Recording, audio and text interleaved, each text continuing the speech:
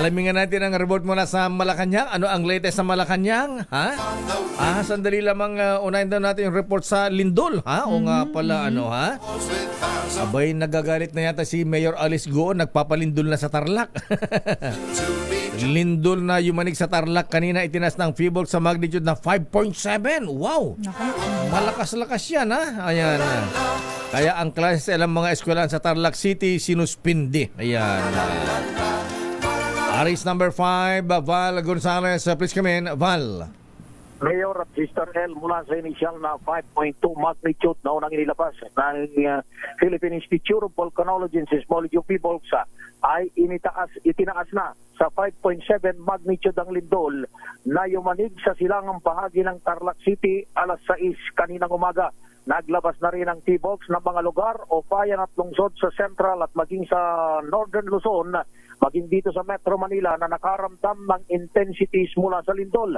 Sa report na inilabas ng T-Box, kabilang sa nakaramdam ng instrumental intensity 3 ay ang bayan ng Bani sa Pangasinan, intensity 2 sa mga bayan ng Santa Ignacia at maging sa Ramos sa lalawigan ng Tarlac, lungsod ng Dagupan, Masinloc at Botolan sa Zambales, lungsod ng Olongapo, Bontoc sa Mountain Province, lungsod ng Bigan sa Ilocos Sur at intensity 1 naman sa Tarlac City, maging sa bayan ng Bamban, Guagua sa Pampanga, Abukay at Dinalupihan sa Bataan at maging sa Ordaneta City sa Pangasinan, Nampikwan, Nueva Ecija, Santol sa La Union, Bustos sa Bulacan, Pasukin sa Ilocos Norte, maging dito sa NCR particular na sa lungsod ng Nabotas. Ayon sa T-Box, tectonic ang origin ng lindol na natukoy ang sentro nito sa lalim na 190 na kilometro. Sabi ng T-Box, dahil may kalaliman ang pinagbulan ng lindol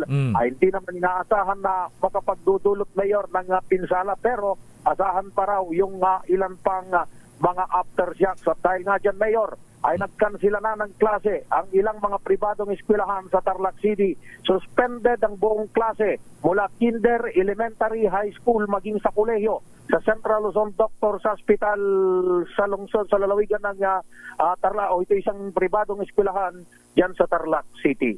Val. Yes, Mayor. Yung municipal hall ni Mayor Alice Go, di ba nag-crack yung building nila doon, tsaka yung mga pogo building sa likod?